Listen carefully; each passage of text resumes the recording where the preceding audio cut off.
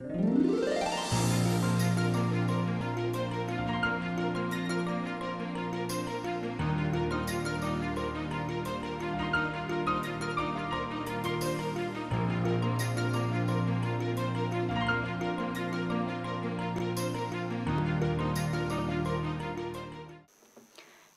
Paodam meng tabiru punamapu khurumjari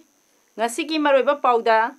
singi lusingba changaromna pukhalakpa wafam kaya Chief Minister N Birena thabak oina laukhatnabagi thajaba pikre bom pokhai henbagi mayokta wakat mifam phamkhre loinana Karnataka Assembly mikhalgi board khomba ngasi loisinkhre haujik mapungoiba pawmuk lobirasi BJP gi anauba lengak asina tha khudingi tang 10 da pangthoktuna lakba singi lusingba singa unabagi numit asisu Chief Minister gi secretary ta pangthokre thoram aduda singi lusingba changaromna pukhalakpa wafam sing Chief Minister Rongthombam Birena munna taraba matung paikhat payaba thabak pumnamak laukhatke haibagi thajaba pikhi thoram asigi khudong chaba lauraduna Chief Minister na paumi singda haiki hadak Imphal gi mafam singda bom mathang pokhai khiba aduda senaba mara leiba mioi sing phanaba lengak na thiba humbagi thabak kanna chathari oirakliba phibam asigi matangda ngarang security gi meeting da amuk hana khanakre state police ki intelligence unit sing na thengnariba technical gi khudong sadaba sing athubada kokhanaba gi tangai phadaba leire mahangna makhata na haiki lengak asigi khungang sasi mission miyamna yamna pamnare khungangda sasi mission hodopagi numit asida aihak inakta singi lusingba sing lakpagi sang singthaningai oina hanthakre mission asida lamdam asigi miyam haraunare adubo official singdi nungnangba poknare aihak kilengakna mission asida saruk yariba official singda khudong chaba pinaba khanari haike nakal amaromda Hill Leaders Day gi thoram aduda Rongthombam Birena lusingliba Manipur lengak asina adet school ama oina loksin khraba Tenopal district ki manung sana leiba haikak popida leiba mission blind school gi principal ke parengkomna mahaki school gi mahiroi singa loinana Chief Minister unaba lakhi ke parengkomna matam kaya awaba khanglaga blind school asi chalaiduna lakhiba Chief Minister N Birena lusingba anauba lengakna awaba kaya khangbiduna adet school ama oina loksin birakpa si laibak yamna phabani Chief Minister Biren amadi mahaki lengak asi makhoigi damakti isoni hainasu apenba phongdokhe anauba government sina blind school sibu adet oi halakpagi maramna haraujai honorable CM na mayam gi siba soinai basingi asol ana singi siba donor begi damakta chongthulak pusida ko yamna haraujai aina su on behalf of division blind school amasung student amaga staff kimut sindana harau punokchari numit humni satharakpa paumai kangluk ki phau thabagi festival paumai purul pauki festival 2018 ngarang loisinkhre sahi kayadagi paumai kanglupna pangthoktuna lakliba festival asi sahi sida Manipur government ki department of tourism na sakhangladuna festival asigi sil langliba singda sel gi mateng oina lupa lakh ama pikre Senapati district ki purul atongba jidu da pangthokkiba thoramdugi nini sanba numit me tang nipanda Tamenglong SG MLA Samuel Jendai Kamaina athoiba mithung state tourism department ki director W Ibohal amasung isamgi president Yumi Horamna akhanaba mithung amadi thoidokpa lengbirakpa oina saruk yakhi thoramduda wa ngangladuna MLA Samuel Jendai na haikibada Paumai Purul Pauki Festival asi State Tourism Department na sakhang biba asi government na Paumai Kanglupo luna khanbire haibadu sengna taklabani haike MLA na makhata duna haikibada singda leiriba mi singa tampakta leiriba mi singa gi marakta nungsinabagi mari hena sesil halle matam kharagi mamangdadi nungsinabagi mari asi lapthokna leirami haujikti sing amasung tangi mi singna punna state asigi tongan ba mafam singda silliba asigumba nat ki oiba festival singda punna harau taramna saruk yaminare hairaduna government na mathang sahida festival asi budget lakh ama makhaidagi ani phauba hengatna ba haike Pauki festival se aikoi government of Manipur tourism department is depend to see tawbudi masi Pauki festival se success oina bahai basidi aikoi paumai haiba tribe asina initiative tawba leiba coordinate tawba collaborate tawba aduga aikoi na thoidok gendok na department ni aikoi puming changlaga masi celebrate to matamda soina mahay yangani haibasi ayamna thamjaningi Labukta phau pambi thaba maru hunba saklen saminaba amasung mukna amadi jagoina singba utpana festival asigi mapung oiba saktam sing oikhe Manipur film actor Kaiku amasung Gokul su festival aduda sarup yakhe Council of Higher Secondary Education Manipur kosemna loba class 12 ki examination da commerce stream gi oina mari suba position tarakhraba Bridget Haikhamna poultry farm sakhat handuna thabak phangdaba mioi sing thabak pinaba hotnaragani haina phongdokre ngasi sekmai kendra gi manungsana leiba moibung khunauda all Manipur nupi marup moibung khunau branch na mahapu taramna opagi thoram amada wafam asi phongdokhibani maangna makha takhibada mapu mama mapana boiler farm tawduna mahai masing tamhalakpani masamaksu school Chalamdai amadi halakpa matamda boiler gi masinjak thaba yauki maram asina mahaki poultry farm saukhat handuna thabak phangdaba miyam thabak phanghananaba gi pandam asi thamlibani ado na lucha dunai sabani aduna aina boiler farm ji growth ai bana aina sum boiler dunai ai school chalamdai da boiler bak tawrabaga boiler game da cha thamani kollamani chalani aduna halaga mu khani adun taw aduna aina sara sarai janga pado boarding janga pado khara far ta do ma lu kole ai kan ta da janga da no na pashan sai nei da du ke sukhalu no pashan sai ni na ko tam do na pire se sai ni ke sukhalu no Department of Consumer Affairs Ministry of Consumer Affairs Food and Public Distribution New Delhi gi sponsorship makhada Manipur Women Coordinating Council na sinduna consumer singi hak amasung wayal haina mingthonba Biennial Manipuri Consumer Journal Phongbagi thoram amangasi Consumer Affairs Food and Public Distribution gi office ta Minister Karam Syam nangasi Manipur Secretariat South Block Imphal da leiba Minister gi office chamber da pangthok pathoram da phongkhre thoram da wangang laduna Minister Karam Syam na hai ngasi phongliba lairik asina Manipur da lairiba consumer singi hak phangnanaba hotnabada mateng oiragani consumer gi hak phangnaba hotnabada miyam punamak pullaga ihau hoba darkar oi haike Razana masigi maramda fazana hena awareness laiba akoina su pinaba honaba aduga magi right tanba aduga moi masagi su responsibility khangba aduna akoi prajagi sigi awareness gi namda ihawama adi sagat padarka le aduga point in thilla takpa ngamba mioi masing asuki mati darkar koiri ya ihawamba adi khangna honaba kana NGO di side ni Manipur sarkar di side ni koi ungam mating adi pangbaya ba tu pangjagya ngarang koirangai da leiba nipumapan suba BSF headquarter gi nakal da bom pokhai handuna BSF personnel ani sikiba amadi misam ahum sohan kibagi thawongbu yaningdaba phongdok laduna lamdam adonggi miyam amadi mahairoi singna paktakna na wakat mifam chathakre ngasi tongan ba civil society organization maira paibi amadi mahairoi singna ngarangi bom pokhai kiba mafamda wakat mifam phongkhre ngarangi thodok tuda Sathina soktuna North AOC da leiba Ras Medicity gi ICU da laikan aduna lairibi mangsatabam Premlata gi mase inautombina phongdokhibada masak khangdaba mioi singna dukan phamduna nomagi sara talaga hingliba misam gi marakta bom pokhai hanbagi thodok thokhaliba asi yaningde miya marakta bom pokhai hanbagi muhutta mafam sabada khulai paiba singa mayok nabiyo ngarangi thodok adu kanana karigidamak thokhalibano haiba athuba matamda sengdok pirakpaga loinana mahaki manaunupi maral karino khangan biyo hairakli Bara chuo magi churaga charaga taliba jaga je kari gi tawi mo mo bache mo ida do ai ti ai ina no pi ma tawi ga ta ter de ya le bom pokhai handuna misi minat thokibagi thodokpu yaningdaba phongdoktuna koirangai bazar da so koirangai bazar maira paibi amadi koirangai welfare club na sinduna wakat mifam chathaki wakat mifam duda saruk yakiba sapam gomtina asigumba thodok asi makhatana miyam tinba mafamda thohan bidanaba apil torokle sena andra no magi sara ta gari ga phamaksi kari maram gi bom langjal buri no ade bom langjal ga mi sabno do maram do thu matam se ko ta batar ga ti ko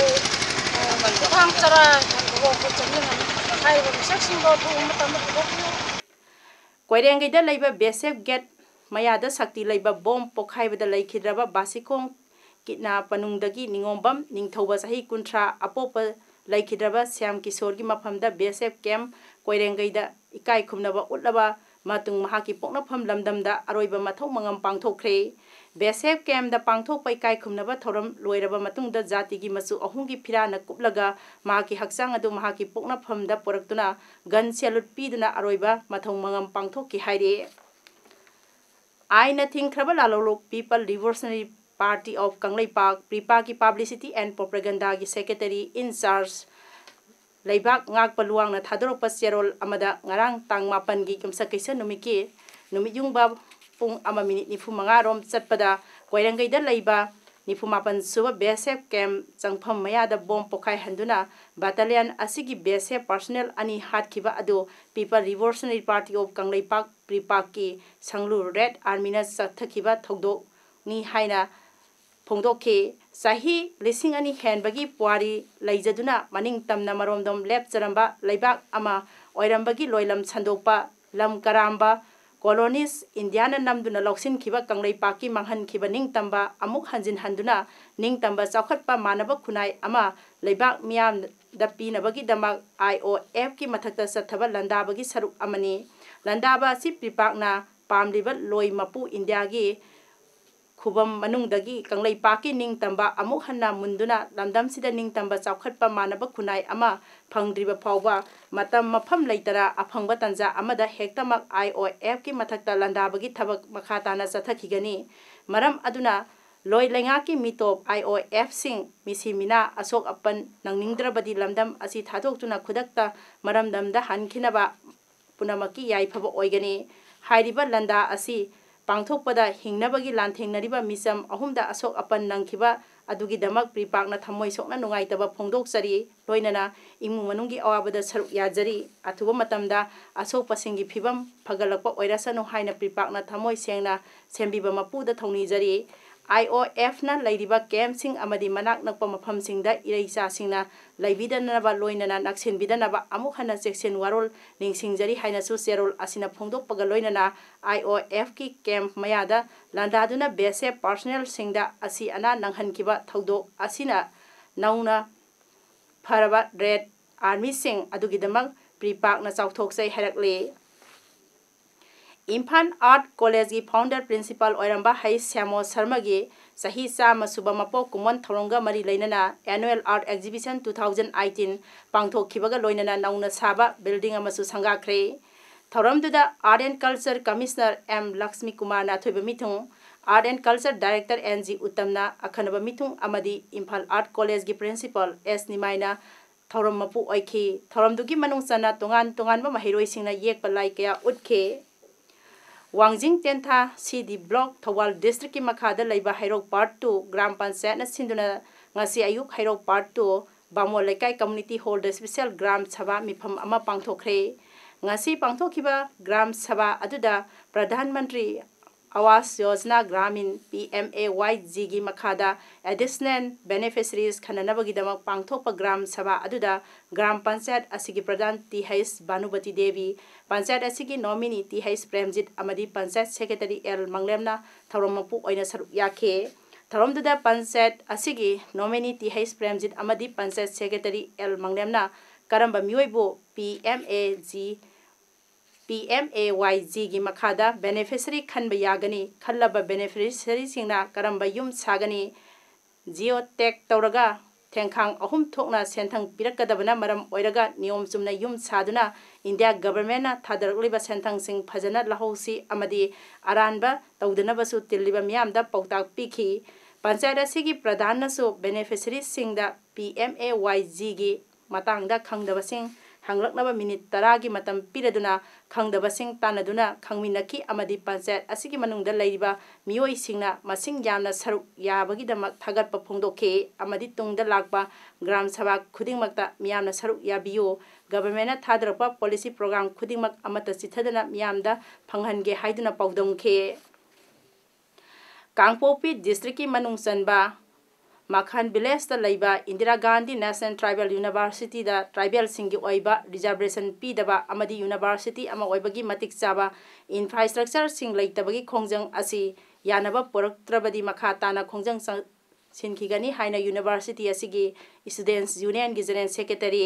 वांगलरना फोंदोखरे वांगलरना मखा ताखिबदा university असिदा department मंगा लैबगी मनुंगदा department अनि अमदी regular lecturer लैतबा ओजा मंगा लैरिबा असिसु guest lecture ngakta oiri oja laitribasing asiga mari lainana university asigi students union da shutdown gi khongjang asi thasigi ahumdagi chatharaki mari lainaba authority na nakal ani da yanaba ama productive power shutdown tawkigani khongjang asigi manung sanang asi university asigi mahiroi singna kangla tongbi bazar da wakat mi phamlaba matung university power rally chatke. We are forced to carry out this.